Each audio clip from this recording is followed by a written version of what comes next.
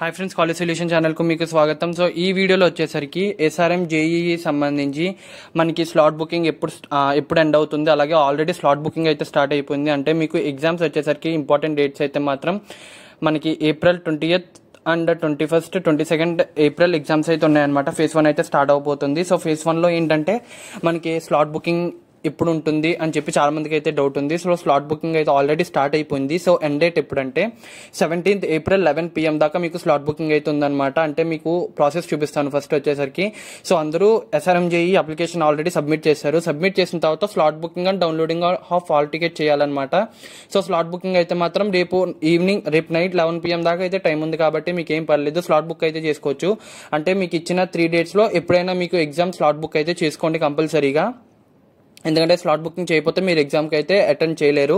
దాని తర్వాత ఏంటంటే మాక్ టెస్ట్ అంటే ఏంటంటే ఎస్ఆర్ఎం జేఈఈ రాయడానికి మాక్ టెస్ట్ లాగా అనమాట. అంటే ఎగ్జామ్ ఎలా ఉంటుంది, ఎన్విరాన్మెంట్ ఎలా ఉంటుంది అని మీకు టెస్ట్ చేసుకోవడానికి మాక్ టెస్ట్ అయితే రాయాల్సి ఉంటుంది అనమాట ఎస్ఆర్ఎం జేఈఈ. సో దానివల్ల ఏంటంటే మీకు మీకు ఆ పర్టికులర్ యాప్ లేకపోతే పర్టికులర్ వెబ్సైట్ వచ్చేసరికి మీకు హ్యాబిచువేట్ అవుతుంది అనమాట. అంటే అలవాటు అవుతుంది. ఫస్ట్ వచ్చేసరికి మీకు తెలుస్తుంది ఎగ్జామ్ ఎలా ఉంటుంది, మనకి ఎన్విరాన్మెంట్స్ ఎలా ఉంటాయి. మాక్ టెస్ట్ అయితే మాక్సిమం అందరూ కంపల్సరీ రాయండి ఎవరైతే ఎస్ఆర్ఎం జేఈఈ అప్లై చేశారో.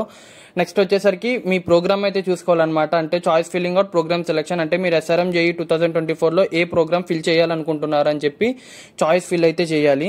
సో ఫిల్ చేసిన తర్వాత మీకు ఏంటంటే రిజల్ట్ అయితే వస్తుంది. యాజ్ యూజువల్ మీకు ఎగ్జామ్ రాసిన తర్వాత రిజల్ట్ అయితే వస్తుంది అనమాట. రిజల్ట్స్ వచ్చిన తర్వాత ఎస్ఆర్ఎం జేఈఈ 2024 అయితే మీరైతే ఎపియర్ అవుతారనమాట. సో సైకిల్ వచ్చేసరికి ఫస్ట్ ఏంటంటే ఎస్ఆర్ఎం జేఈఈ అప్లికేషన్ రాయాలి, దాని తర్వాత స్లాట్ బుక్ అయితే చేసుకోవాలి, దాని తర్వాత మాక్ టెస్ట్కి అయితే ఎపియర్ అవ్వాలి, దాని తర్వాత మెయిన్ ఎగ్జామ్కి ఎపియర్ అవ్వాలి. మెయిన్ ఎగ్జామ్కి ఎపియర్ అయిన తర్వాత ఎగ్జామ్ రిజల్ట్ అయితే వస్తుంది. ఎగ్జామ్ రిజల్ట్ వచ్చిన తర్వాత అప్పుడు కౌన్సిలింగ్ అయితే స్టార్ట్ అవుతుంది అనమాట.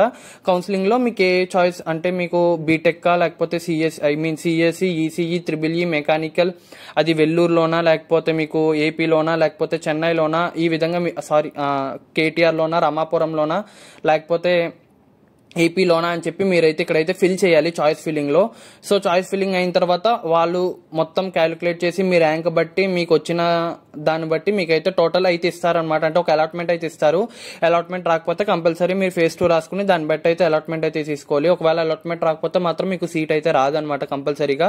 అండ్ ఒక 10 days అయితే టైం ఇస్తారు. పేమెంట్ ఆఫ్ ఫీజ్ చేయాలి, అప్పుడు మీకు పాల్ అయితే వస్తుంది. సో పేమెంట్ ఆఫ్ ఫీ అంటే మనకి నియర్లీ 1 lakh అయితే పే చేయాలన్నమాట అడ్వాన్స్ అయితే మాత్రం.